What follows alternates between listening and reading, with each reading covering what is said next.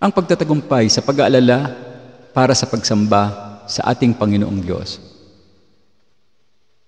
Marami ang nabubuhay sa isang estado ng kanilang kalagayan na patuloy sa pag-aalala o pagkabalisa.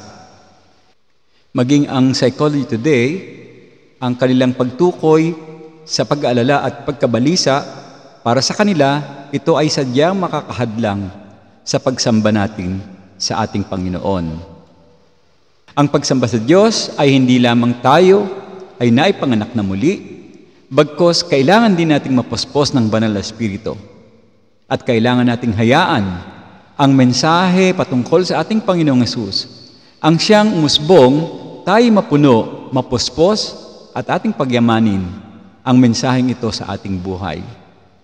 At habang tayo lumalago tayo sa paglakad kasama ng ating Panginoon, dapat ay mas maging malalim tayo sa ating pagsamba sa ating Diyos.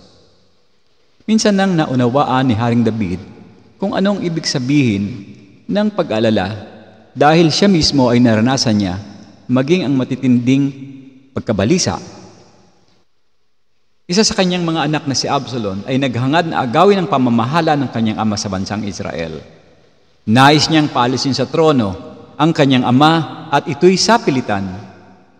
Subalit nung naramdaman at nadama ni Absalom na siya'y tinanggihan ni Haring David, siya ay umalis sa lungsod ng Jerusalem. Nag-organisa ng isang malaking hukbo na nagbalak na bumalik at ito'y kanya magiging kasama upang ibagsak ang kaharian ng kanyang ama. Nang mabalitaan ni Haring David ang plano ng kanyang anak, siya ay nagpasya na iwasan ang paparating na labanan at siya ay umalis sa Jerusalem upang maiwasan ang pagdanak ng dugo at pagkamatay ng maraming mga tao sa langsangan ng lungsod. Subalit sa paglabas ni Haring David sa lungsod, kanyang binalangka sa kanyang puso at siya'y nanalangin sa ating Panginoon.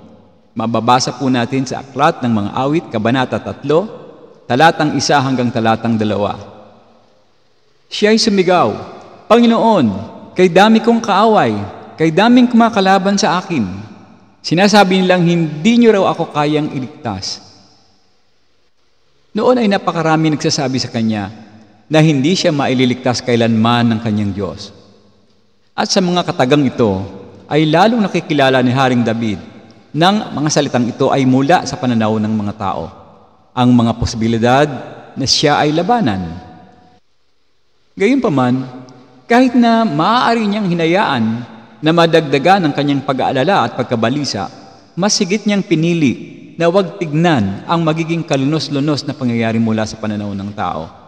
At sa halip, mas pinili ni Haring David na ilagay sa kanyang pagtitiwala sa Diyos habang siya ay nasa gitna ng puot ni Absalom, nakasama rin ang mga taong nagbabalak ng mga pakana at siya'y sirain. Sa gayoy, tiniyak ni Haring David na ang kanyang puso ay mananatiling nakatuon sa ating Diyos upang siya ay sumamba.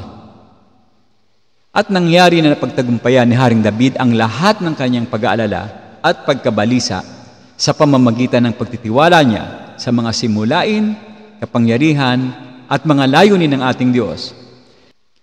Mga kapatid, ito ang tungkol sa mga prinsipyo ng Diyos na ginamit ni Haring David. Nalalaman niya na ang Panginoon ay ang kanyang ganap na tagapagtanggol, ang kanyang otoridad at ang kanyang lakas, at yun na naging dahilan upang malaman na didinggin ng Diyos ang kanyang mga panalangin. At tungkol sa kapangyarihan ng Diyos, ibinigay ng Panginoon ang kanyang lubos na pangangailangan para sa katahimikan, kapayapaan at kaaliwan sa gitna ng pinakamatinding labanan. At tungkol din sa kapangyarihan ng Diyos, ang Panginoon ang nagliligtas at laging magtatagumpay. At ito ay alam ni Haring David na mismo ang Diyos ang may kapangyarihan sa lahat ng bagay. Alam niya na kayang lutasin ng Panginoon ang lahat ng krisis na ito upang maipakita ang kanyang kaluwalhatian. Bagamat mahirap para sa kanya na makita kung paano pinakitunguhan ng Panginoon ang kanyang anak na si Absalom, nagpatuloy ang Haring David. Siya'y bumalik at upang mamuno sa kanyang kaharian. At siya'y nagpatuloy sa pagsamba at paglilingkod sa ating Panginoon. Ito po ay katulad din ng pagtatagumpay ng Panginoong Hesus sa mga tukso ng dyablo habang siya ay nasa dako ng ilang. Ang pagtatangka ng dyablo na ang Panginoon sa akala niya ay susuko sa alinmang mga pananabik sa mga pisikal na kasiyahan, maging sa lahat ng bagay na kanyang nakikita o yaong mahikayat sa pagmamalaki. Alam natin kailanman ang Panginoong Hesus ay hindi nagkasala. Wala siyang kakayahan na magkasala. At ang kanyang pagtatagumpay laban sa kasalanan ay kanyang ipinamalas sa ating lahat upang atin ding malampasan ang lahat ng mga kasalanan. Mga kapatid, hindi natin kailangan mag-alala o magkaroon ng anumang pagkabalisa sa ating buhay hanggat nananatili tayong nakatuon sa ating Panginoong Hesus at sa kanyang salita. Sa pamamagitan ng panalangin, magkakaroon tayo ng tagumpay laban sa pag-aalala, tagumpay laban sa pagkabalisa, at magkakaroon tayo ng tunay na kahulugan sa kanyang presensya habang tayo ay patuloy na sumasamba. Panginoon, maraming salamat po. Tulungan mo po kami na huwag kaming mag-aalala tungkol sa ngayon, sa bukas o sa hinaharap. Tulungan mo po kami na umasa sa iyong soberano at mapagpalang gabay. Inyo pong ipakita sa amin kung paano kami dapat magtiwala sa iyong mga prinsipyo, kapangyarihan, at mga layunin. Dalangin ko ang lahat ng ito sa pangalan po ng iyong anak na si Jesus. Amen.